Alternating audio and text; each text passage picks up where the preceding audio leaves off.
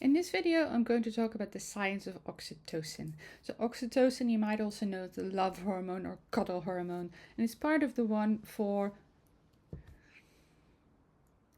In this video, I'm going to talk about the science of oxytocin, and you might know this better as the love or cuddle hormone, which is obviously not the scientific name, but that's how people remember what its function is like. So here you can see the chemical structure of it, and we know this is one of the 4 feel-good hormones. And previously I've done some videos about some of the other ones, which include dopamine, serotonin, and endorphins, which is actually a family of hormones, and these are the ones that are associated with the so-called runner's high. So let's have a look at these 4 different feel-good hormones, which are considered neurotransmitters. So they transmit messages in your brain. So dopamine itself is the pleasure as part of the brain reward system. So it means, for instance, if you know you're going to get like a nice piece of cake when you're baking something, you're looking forward to having a nice coffee. So it's the reward and the pleasure that you're getting from that. And that's why it's also linked to addiction, because it's related to the reward system that's activated in your brain. But also it's very important that it's implicated in Parkinson's disease, because it's also related to movement. And in Parkinson's disease, you will see that the dopamine levels go down. Then the second one is serotonin, which is a natural mood booster. Very similar, if you look at the structure, dopamine and serotonin look quite similar. And low levels of serotonin are linked to depression, which is why often in case of depression, you would use some selective serotonin reuptake inhibitors. Now the third one, so this is actually not one particular hormone, but there's about 20 different types of them. So the endorphins are our body's natural painkillers that can relieve stress. So imagine, for instance, when you're running, that at some point you just don't feel the pain anymore, and this is when you experience this runner's high. Well, if you ever get to that stage. But then finally, oxytocin, which is the fourth one of all of this is what I'll discuss in this video. So first of all, let's have a look at the chemical structure. So dopamine and serotonin are really very small molecules with a molecular weight of around 100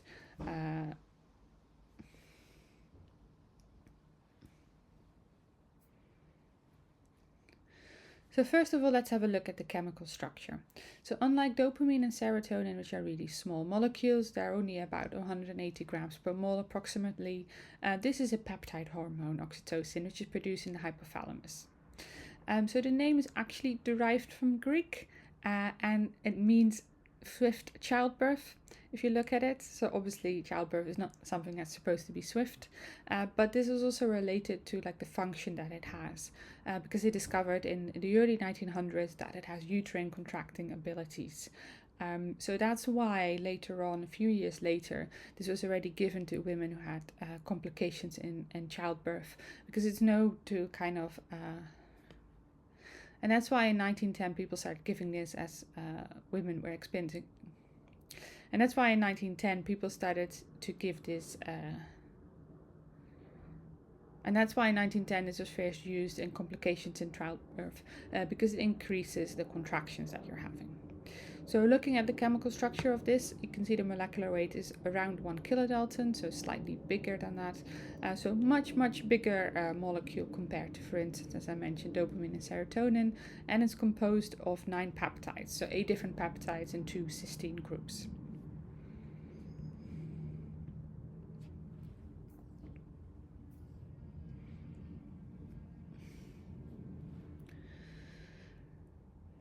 So what is the chemical function of the hormone? So it's very important, as I mentioned before, in childbirth, but obviously this is an important hormone for both men and women, because it's also related to social bonding. So the first thing is that it relates to uterine contractions, which is why it's often used to induce labor, but it's also used to remove milk from the ducts. So for instance, if you have like a newborn and you get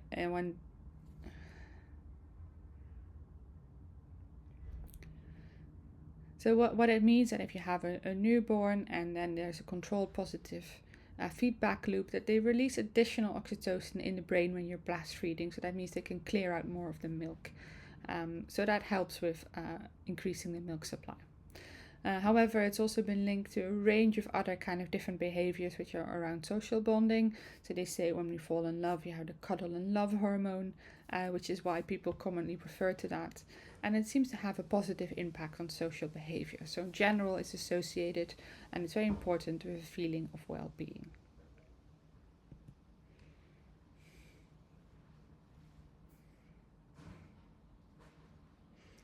So the interesting thing of this is that even though this has been used since the early 1900s for childbirth, we didn't really know the exact composition. So in fact, the Nobel Prize in 1955 was awarded for the synthesis of oxytocin and vasopressin, which is very similar in terms of what it looks like in chemical structure, and this is an antidiuretic hormone. So the first complication there is until then they didn't really know much about the actual composition. So what they had to do is they isolated oxytocin from animals, and they first had to determine the amino acid sequence. So this is where you use high performance liquid chromatography. So that's why these LCMS techniques has been really powerful to figure out which amino acids were present. But also they had to look at the ratio between them. And what was quite unique there is, as I mentioned, so we can see here that it's composed of 8 different amino acids, but there's 2 cysteines in there. So the scientist who actually was awarded the Nobel Prize for this, he had a particular interest in sulfur compounds.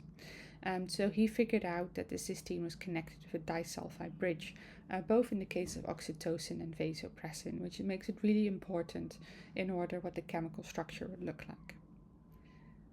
Because even if you just have this chemical structure of the amino acids, you need to make sure, because the 3D structure is very important for its working, you need to first of all confirm that the composition is exactly the same. So you need to make sure that there is no impurities there, which is very important for hormone function. But also it had to have the same activity. So that means that we had to do very rigorous tests in order to figure out that it was exactly the same, and that it not just have like just the amino acids, but also the 3D structure is compatible with what we have in our own body. So in summary, oxytocin is another very important feel-good hormone, of which we have multiple ones in our body. It's got a very interesting structure with these peptide. It's got a very interesting structure with it being a peptide hormone, and it plays a very important role in our social interactions. Thanks for watching, and do have a look at some of our other videos, Science of, if you're interested in the science behind some other everyday things. Thanks for watching. I do have a couple of more videos in the science of behind some. Thanks for watching. I do have a few more videos in the science of some other everyday things in case you're interested, and do have a look at some of the other videos that relate to neurotransmitters and hormones that we have in our body.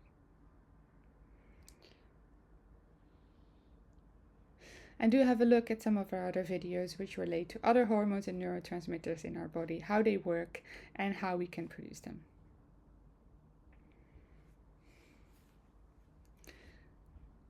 Thanks again for watching, and do have a look at our playlist Science Of if you're interested in either the function or how we produce some of these other neurotransmitters and what the role in our body is.